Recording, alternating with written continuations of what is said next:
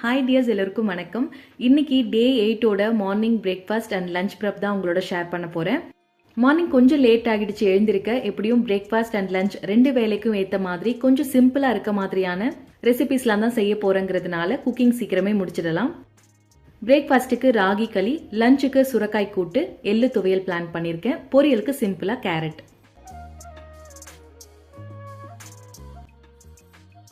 அரை கப் பச்சை அரிசியை நல்லா வாஷ் பண்ணிட்டு தண்ணி ஊற்றி ஒரு 30 மினிட்ஸ்க்கு ஊற வச்சிடலாம்.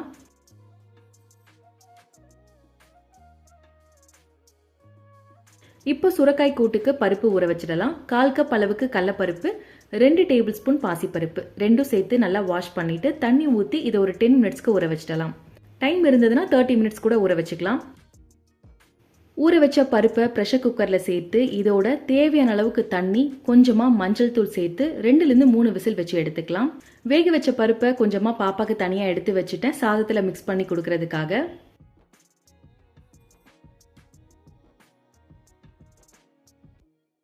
இப்போ அரிசி நல்லா ஊறிடுச்சு. நம்ம இதில் பச்சை அரிசிக்கு பதிலாக புழுங்கல் அரிசியில் கூட செய்யலாம். ஒரு பாத்திரத்தில் 4 கப் அளவுக்கு தண்ணி சேர்த்து நல்லா கொதி வந்ததும் ஊற வச்ச அரிசி ஆட் பண்ணி வேக வச்சுக்கலாம்.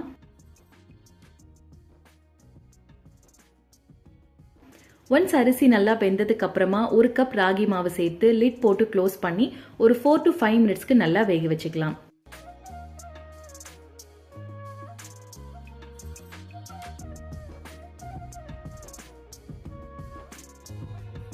இப்போ தேவையான அளவுக்கு சால்ட் சேர்த்து ஒரு 3 to 4 மினிட்ஸ்க்கு நல்லா கலந்து விட்டுட்டே இருந்தால் ராகி நல்லா வெந்துடும். மிக்ஸ் பண்ணுறப்ப எனக்கு மாவு கெட்டியாக இருந்ததுனால எக்ஸ்ட்ராவாக 1 கப் அளவுக்கு சுடுதண்ணி ஆட் பண்ணி நல்லா மிக்ஸ் பண்ணிட்டேன்.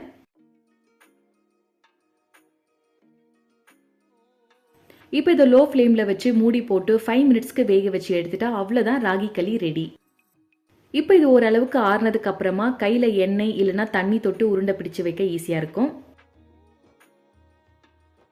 சுரக்காய் கூட்டுக்கு மிக்சி ஜாரில் 1/4 கப் தேங்காய், ஒரு சின்ன பச்சை மிளகாய், 1 டேபிள் ஸ்பூன் சீரகம் சேர்த்து நல்லா கிரைண்ட் பண்ணி எடுத்துட்டு அதுக்கப்புறமா இதில் கொஞ்சமாக தண்ணி சேர்த்து அகை நல்லா ஃபைனாக அரைச்சி எடுத்து வச்சுட்டேன்.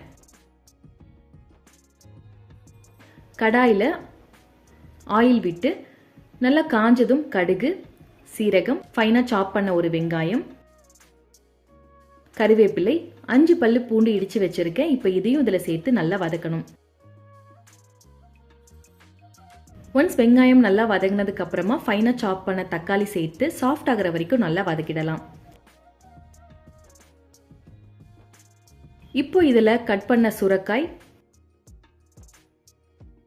மஞ்சள் தூள், மிளகாய் தூள், தேவையான அளவுக்கு சால்ட் சேர்த்து நல்லா மிக்ஸ் பண்ணிட்டு கொஞ்சமாக தண்ணியும் ஆட் பண்ணி நல்லா வேக வைக்கணும். சுரக்காய் நல்லா வெந்ததுக்கு அப்புறமா அரைச்ச இந்த தேங்காய் பேஸ்ட் ஆட் பண்ணி ஒரு 1 to 2 மினிட்ஸ்க்கு குக் பண்ணிக்கலாம். இப்போ வேக வச்ச பருப்பு சேர்த்து 5 மினிட்ஸ்க்கு நல்லா வேக வச்சு மிக்ஸ் பண்ணிட்டா அவ்வளோதான் கூட்டு ரெடி. தேவைப்பட்டால் கொஞ்சமாக தண்ணி சேர்த்துக்கலாம். குழந்தைக்கும் சேர்த்து செஞ்சதுனால பச்சை மிளகாய் 1 தான் ஆட் பண்ணியிருக்கேன். உங்கள் பேபி ஸ்பைசஸ் நல்லா சாப்பிடுவாங்கன்னா அரைக்கிறப்ப 2 பச்சை மிளகாய் சேர்த்து கூட அரைச்சிக்கலாம்.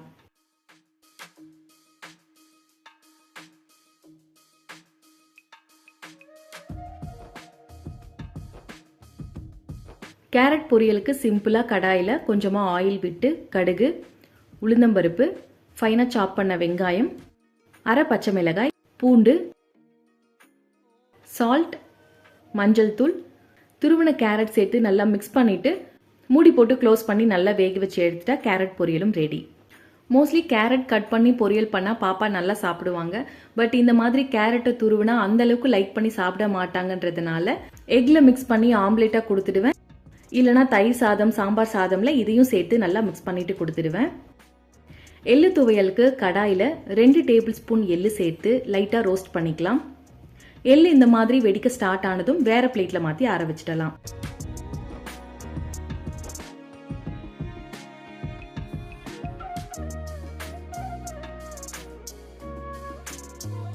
அதே கடாயில் துருவின தேங்காய், 2 பல்லு பூண்டு, காஞ்ச மிளகாய், கொஞ்சமாக புளி, தேவையான அளவுக்கு உப்பு, பெருங்காயம் சேர்த்து தேங்காய் நல்லா ப்ரௌன் கலர் ஆகிற வரைக்கும் நல்லா வதக்கிட்டு இதையும் ஆற வச்சிடலாம்.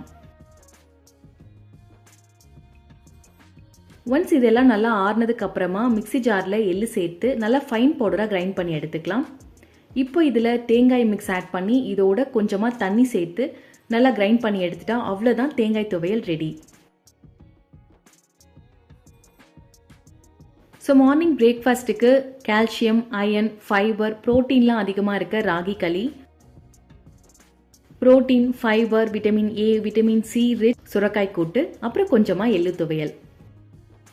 ராகி களிக்கு வேர்க்கடலை சட்னியோட காம்பினேஷன் ரொம்ப பிடிக்கும். சின்ன வயசுல சர்க்கரை இல்லைனா வெல்லம் தொட்டு கூட சாப்பிடுவோம், ரொம்ப டேஸ்டா இருக்கும். பட் இப்போ மோஸ்ட்லி வேர்க்கடலை சட்னி நிறைய டைம் செய்யறங்கிறதுனால இன்னைக்கு கொஞ்சம் டிஃப்ரெண்டா எள்ளு துவையல் காம்போல செஞ்சுட்டேன்.